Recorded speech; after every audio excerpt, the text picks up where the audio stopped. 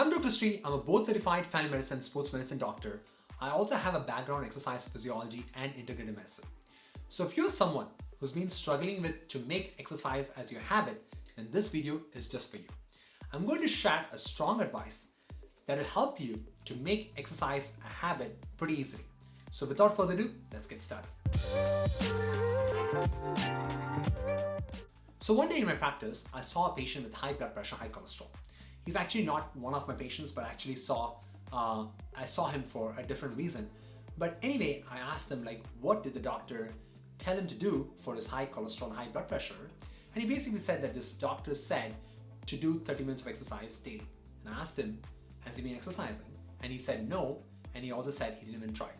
So sometimes patients like this often makes me think, why did this patient not exercise, even though he knows it's going to help with his high cholesterol and high blood pressure? After all, exercise is a great experience, right? So one day I was walking at the Veterans Park, which is a pretty beautiful park in my neighborhood, and I was thinking to myself, I get such amount of a positive experience when I walk.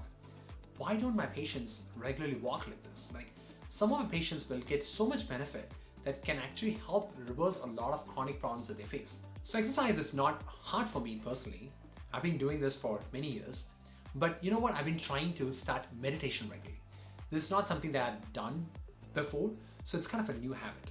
So one day I was talking to somebody and they said they do 20 minutes of meditation daily. And I asked them, how is it possible? I'm trying to implement at least 5 to 10 minutes of meditation daily and it doesn't happen. How come you're doing 20 minutes of meditation daily? And you know what the patient replied? The patient said, it's all about the experience. It's all about the positive experience that he gets from meditation.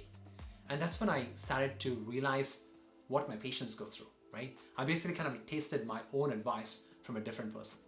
Yes, I know it's a positive experience, but why, for me, exercise is so easy, whereas trying to start doing meditation has become hard? And the answer for that might be that exercise is fun. I've been doing this forever. It has become a habit that I don't have to put a lot of effort into it to start exercising regularly. But meditation is a new habit that I'm forming right now. The problem here is that I've been setting unrealistic goals for a new habit, which is my meditation habit. So starting with a 20 minutes of meditation habit is pretty unrealistic. So then I was reading the book called The Atomic Habits, where I discovered the 2-minute rule. And once I discovered the 2-minute rule, it has helped me and has also helped a lot of patients in my practice. So what is this 2-minute rule? So it says that you should start any new habit by taking small, easy steps. For example, if you want to start exercising, commit to just 2 minutes of activity. If you want to read more, start with just 2 minutes of reading. The idea is to make the habit so easy that you can't say no to it.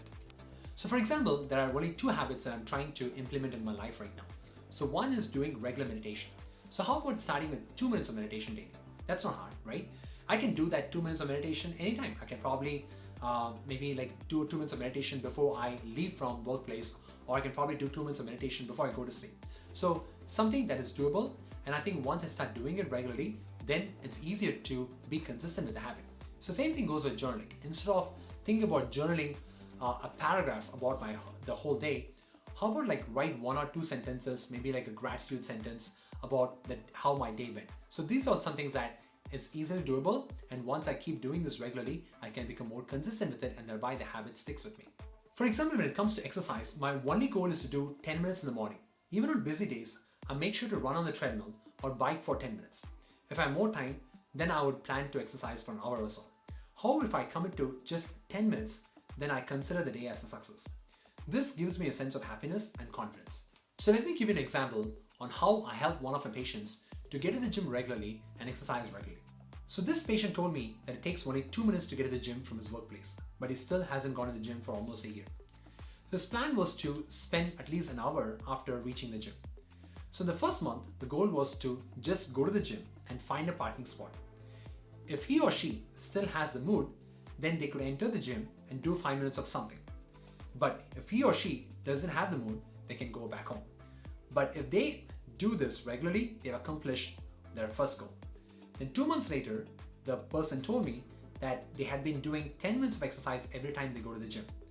That was it. Now I told them that the goal should be to change to workout clothes at the gym and spend at least 10 minutes in the gym. And if they want to do more, they can do more. We gradually kept increasing the time and now they work out for an hour easily. So for me, as soon as I wake up, the 2-minute rule is to make sure that I get down to the basement, quickly change to my workout shoes, and that's it. Once I change my workout shoes, and immediately the momentum carries me forward, that I'll get a good amount of exercise. The goal is to get, as I said before, is to get at least minimum of 10 minutes of exercise. But if I have a good full time, like a full hour free time, then I'll probably get even like an hour of exercise during that time. Now it's time for you to create the 2-minute rule and make sure that you share in the comment box below. Remember, think about long term, not short term. As you start to develop even one habit, and if you stick with that habit for almost a year, that's going to be rewarding for the rest of your life. Okay? I hope this video is helpful. If you have any questions or comments, please post in the comment box below. And if you are a beginner and if you want to know how to start exercising as a beginner, check out this full video here. If you're new to strength training and you don't have access to gym and you want to do home workout, then make sure that you check out this video here. And I'll see you in the next video. Until then, goodbye.